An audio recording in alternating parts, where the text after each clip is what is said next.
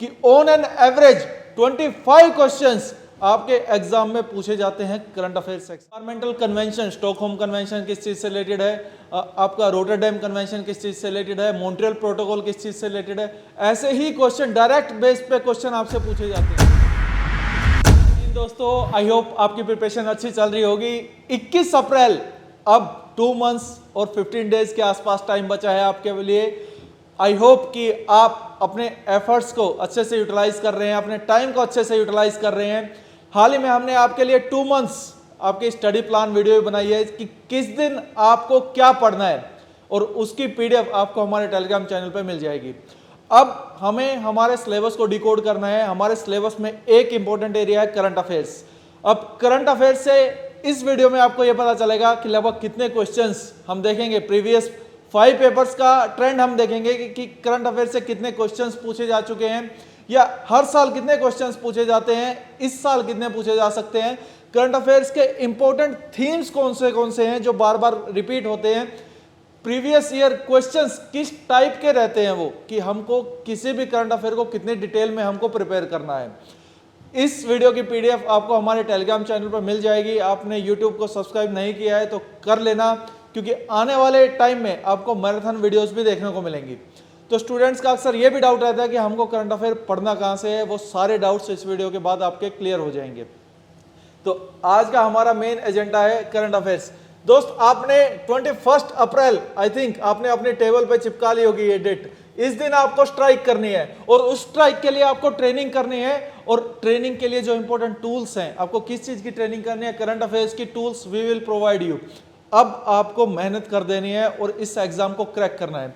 अगर हम बात करें करंट अफेयर के बारे में, तो करंट अफेयर 2023 में जो अभी एग्जाम हो चुका है, लगभग 24 क्वेश्चंस करंट अफेयर से थे। उससे पहले लगभग 22 क्वेश्चंस करंट अफेयर से थे। उससे पहले लगभग 26 क्वेश्चंस करंट अफेयर से थे। उससे पहले 28 क्वेश्चंस करंट अफेयर से थे। उससे पहले 23 क्वेश्चंस करंट अफेयर से थे। क्या मतलब है इन सब बातों का? इन सब बातों का मतलब यह है कि ऑन एन एवरेज 25 क्वेश्चंस आपके एग्जाम में पूछे जाते हैं करंट अफेयर सेक्शन से। कितने क्वेश्चंस? 25। 120 क्वेश्चंस का आपका टोटल जीके का पेपर रहता है, और उसमें से 20 प्लस क्वेश्चंस अगर किसी सेक्शन के हों तो उसकी इंपॉर्टेंस आप समझते हैं। लेकिन स्टूडेंट्स के माइंड में एक डाउट रहता है कि हम करंट अफेयर इतना वास्ट है, नेशनल लेवल पे, रीजनल लेवल पे, इंटरनेशनल लेवल पे, हमको करंट अफेयर में पढ़ना क्या है, करंट अफेयर में क्वेश्चंस किस टाइप के आएंगे, और सबसे इंपॉर्टेंट चीज, हमको इसको टाइम कैसे देना है। टाइम की मैं इस वीडियो में बात नहीं करूंगा, क्योंकि ऑलरेडी मैं आपको बता चुका हूं कि आपको कैसे प्रिपेयर करना है करंट अफेयर के बारे में। चलो पहले ये बात करते हैं कि कौन कौन सी इंपॉर्टेंट थीम्स हैं जो एवरी ईयर आपकी रिपीट देखने को मिलती है, और एग्जाम्पल के साथ मैं आपको बताऊंगा कि कैसे क्वेश्चंस आपसे पूछे जाते हैं। सबसे पहली थीम अगर बात करें, इंपॉर्टेंट डेज आपके लिए इंपॉर्टेंट है। इंपॉर्टेंट डेज कैसे? क्वेश्चन पूछा जा चुका है, वर्ल्ड वेटलैंड डे कब सेलिब्रेट किया जाता है? मैच द फॉलोइंग में क्वेश्चन था। इंटरनेशनल टाइगर डे कब सेलिब्रेट किया जाता है? वर्ल्ड वाटर डे कब सेलिब्रेट किया जाता है? तो हर मंथ में 5-6 दिन ऐसे रहते हैं जो आपके लिए इंपॉर्टेंट हो, उनके डेज कि वो किस डेट को, navy day, air force day, arm forces day, army day, ये सब हम किस डेट को सेलिब्रेट करते हैं। और बीइंग ए डिफेंस एस्पिरेंट आपको ये भी पता होना चाहिए कि हम इनको क्यों सेलिब्रेट करते हैं। और आपके एग्जाम में एक क्वेश्चन पूछा जाता है थीम से रिलेटेड कि वर्ल्ड वेटलैंड डे की थीम क्या थी। पिछली बार आपसे पूछा गया था वर्ल्ड वेटलैंड डे कब सेलिब्रेट करते हैं, हो सकता है इस साल आपसे थीम पूछी जाए। योगा डे से रिलेटेड ऑलरेडी वो पूछ चुका है थीम्स आपसे। तो सारे डेज आपको जो जो इंपॉर्टेंट है, ऐसा नहीं 365 के 365 डे आपको याद करने हैं, वो इंपॉर्टेंट लिस्ट हम आपको टेलीग्राम चैनल पे प्रोवाइड करवा देंगे, वो आपको वहां से करना है।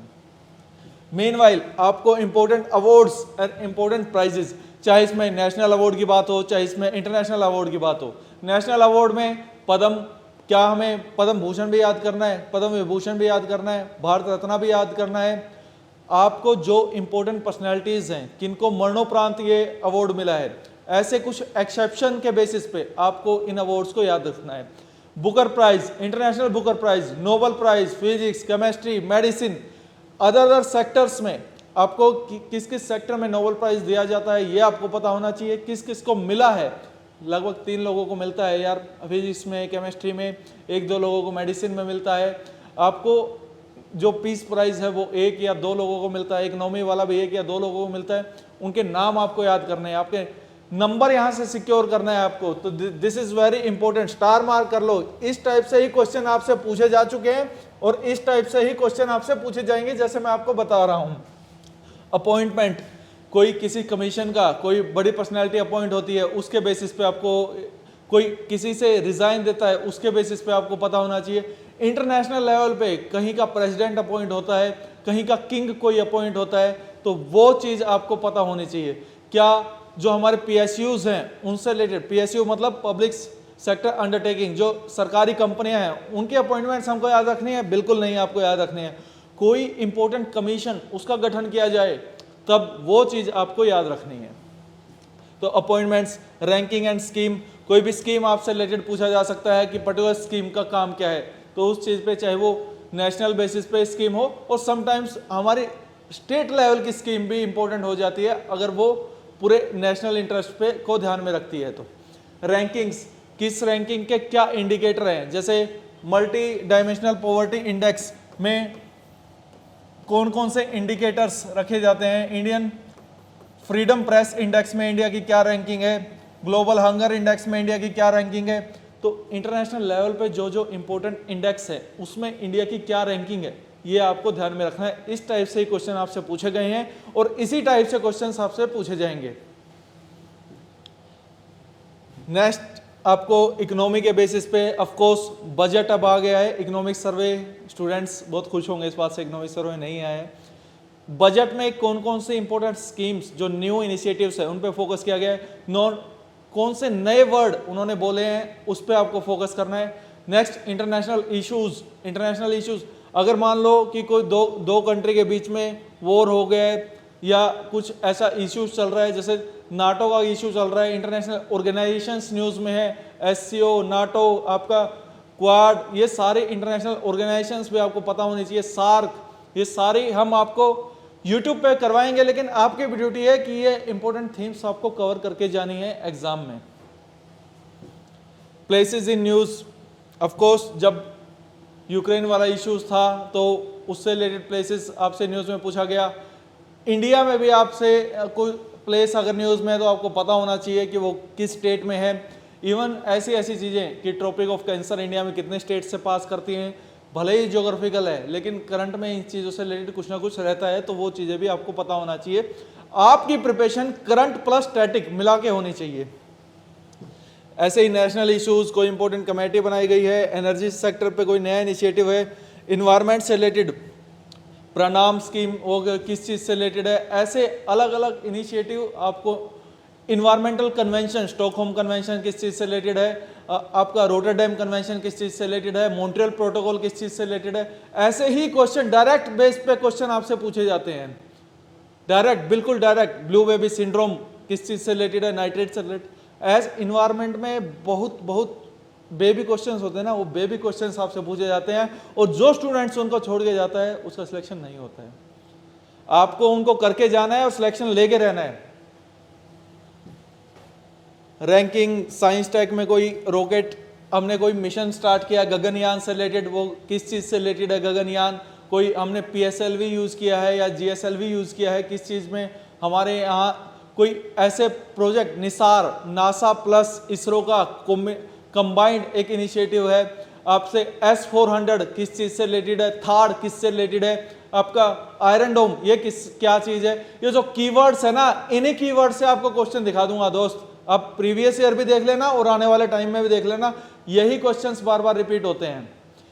करंट अफेयर कहने को पूरा वास्ट है, पूरी दुनिया ही करंट अफेयर है, जो करंट में चल रहा है वो करंट अफेयर है, लेकिन आपके एग्जाम के लिए क्या इंपॉर्टेंट है वो आपको पता होना चाहिए। And these are the important themes जो आपके एग्जाम के लिए इंपॉर्टेंट है, बार बार आपके एग्जाम में रिपीट होती है। स्पोर्ट्स से रिलेटेड, ये रेस किसने जीती, वर्ल्ड कप किसने जीता, ये पर्टिकुलर नाम किस क्रिकेट टीम से रिलेटेड है, ऐसा आपसे पूछा जा चुका है। चाहे वो फुटबॉल से रिलेटेड है, चाहे वो क्रिकेट से रिलेटेड है, अगर वो न्यूज़ में है तो आपको कवर करना है।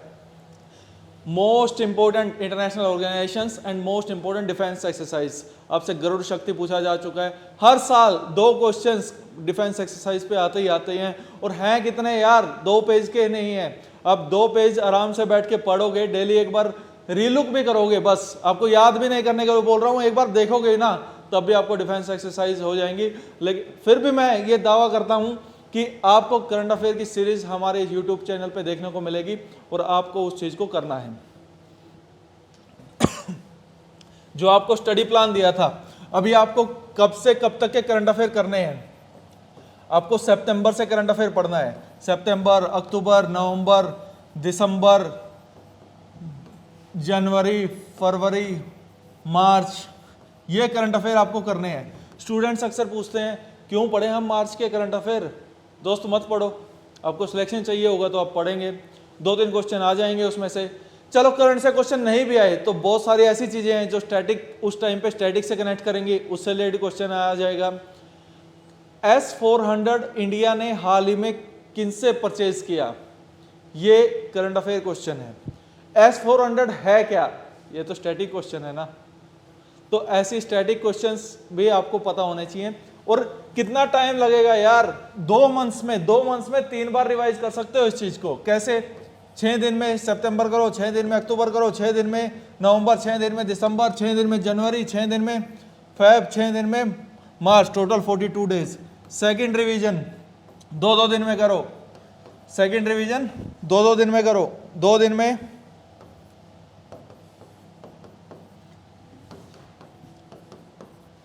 कितना हो गया टोटल, प्लस 14, 56 डेज में 2 बार रिवाइज कर चुके हो, प्लस 4 डेज में एक बार फिर से लास्ट के यहां से लेके एक बार फिर से रिलुक कर दो, और 4 दिन में नेक्स्ट रिवीजन हो जाएगी।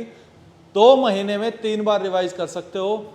और this is all about the current affair. Subject wise सारे सिलेबस को ऐसे ही डिकोडेड वे में आपको नेक्स्ट वीडियोस देखने को मिलेगी। अभी वीडियोस को आपको लाइक करना है, अपने दोस्तों तक शेयर करना है। थैंक यू सो मच, जय हिंद।